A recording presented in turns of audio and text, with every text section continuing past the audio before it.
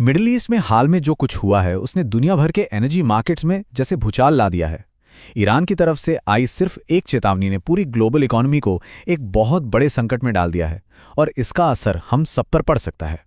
जरा सोचिए, सिर्फ एक धमकी और यूरोप में नेचुरल गैस की कीमतें रातों रात, जी हां रातों रात 50% तक बढ़ गईं।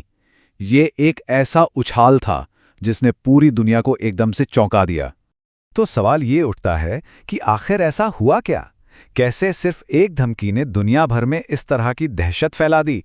चलिए आज इसी को समझने की कोशिश करते हैं। तो देखिए, इस पूरे संकट की शुरुआत होती है ईरान के एक बहुत ही सीधे और दो टूक ऐलान से। ईरान की इस्लामिक रेवोल्यूशनरी गार्ड कोर, जिसे IRGC भी कहते हैं, उसने एक ऐसी घोषणा की जिसने सबको सकते में डाल दिया।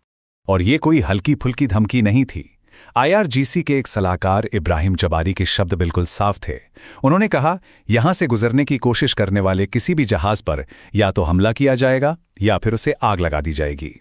ये ईरान की तरफ से अब तक की सबसे सीधी और आक्रामक चेतावनी मानी जा रही है।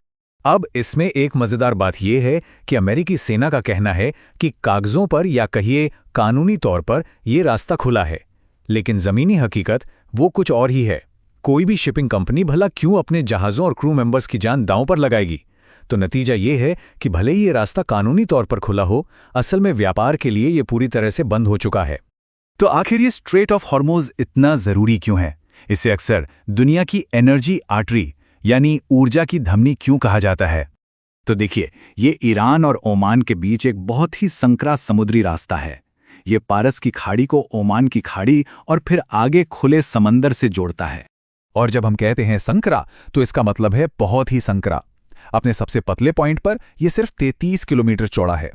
अब आप सोच सकते हैं कि ईरान के लिए इसे कंट्रोल करना या बंद करना कितना आसान हो जाता है।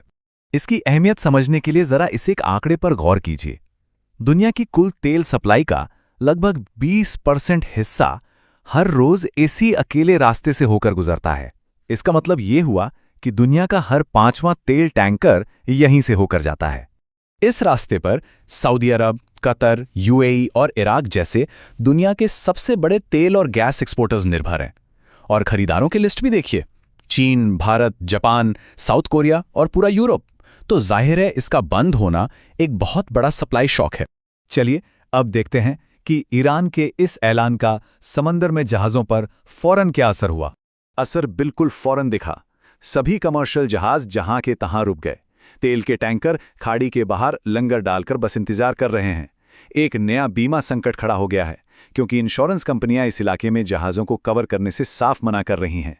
और दुख की बात यह है कि एक टैंकर पर हुए हमले में एक भारतीय नागरिक की जान जाने की भी खबर आई है। तो अब इन जहाज़ों के पास रास्ता क्या बचा है? उन्हें अब अफ्रीका के बिल्कुल दक्षिणी कोने यानी केप ऑफ गुड होप से घूमकर जाना पड़ रहा है। ये एक बहुत ही लंबा, महंगा और थका देने वाला रास्ता है, जिससे सफर में हजारों किलोमीटर और कई हफ्ते ज्यादा लग रहे हैं। लेकिन इस पूरे संकट का जो सबसे हैरान करने वाला असर हुआ है, वो यूरोप के गैस मार्केट पर देखने को मिला है। इसे समझने के लिए थोड़ा सा पीछे चलना होगा। जब रूस यूक्रेन युद्ध शुरू हुआ, तो यूरोप ने तय किया कि वो गैस के लिए रूस पर अपनी निर्भरता कम करेगा। इसके लिए उन्होंने नए सप्लायर्स ढूंढने शुरू किए। और इसी तलाश में कतर यूरोप के लिए लिक्विफाइड नेचुरल गैस यानी LNG का एक बहुत बड़ा और ज़रूरी सप्लायर बनकर सामने आया। और देखिए, कतर कोई छोटा मोटा प्लेयर नहीं है। पूरी दुनिया के कुल LNG एक्सपोर्ट का 20% यानी कि 5वां हिस्सा अकेले कतर से आता है। ये बात उसे एक ग्लोबल एनर्जी सुपर पावर बनाती है। और यहीं आकर सारी कड़ियां जुड़ जाती हैं। कतर का लगभग सारा गैस एक्सपोर्ट इसी स्ट्रेट ऑफ हॉर्मुज़ से होता है। तो जैसे ही ये रास्ता बंद हुआ, कतर ने एक बहुत बड़ा और चौंकाने वाला फैसला लिया। उसने अपना सारा LNG प्रोडक्शन और एक्सपोर्ट तुरंत रोक दिया। और इसका नतीजा वो तो फौरन सामने आ गया। यूरोप में गैस की जो स्टैंडर्ड कीमत है, वो सिर्फ एक दिन में 50% बढ़ गई। ये 2022 के बाद से अब तक का सबसे बड़ा एक दिन का उछाल था। लेकिन ये मत सोचिए कि ये कहानी सिर्फ यूरोप की है। इसका असर अब पूरी दुनिया पर पड़ रहा है। गैस के साथ साथ कच्चे तेल की कीमतें भी $80 प्रति बैरल के पार चली गई हैं। और एक्सपर्ट्स ये चेतावनी दे रहे हैं कि अगर ये संकट लंबा खिंचा तो कीमतें $100 तक भी जा सकती हैं। भारत जैसे देश के लिए जो बहुत सारा तेल इंपोर्ट करता है, ये एक बहुत बड़ा झटका होगा।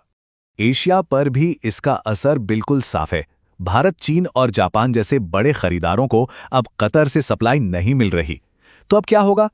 अब ये सारे देश मार्केट में बचे हुए दूसरे सप्लायर से एलएनजी खरीदने की होड़ में लग जाएंगे, जिससे कीमतें और भी ज्यादा बढ़ेंगी।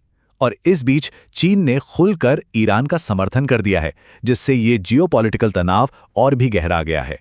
तो आखिर में ये पूरा घटनाक्रम हमें एक बहुत बड़े सवाल के सामने लाकर खड़ा कर देता है। अगर महज 33 किलोमीटर चौड़ा एक समुद्री रास्ता पूरी दुनिया की इकोनॉमी को इस तरह बंधक बना सकता है, तो हमारी सप्लाई चेन्स असल में कितनी मजबूत हैं?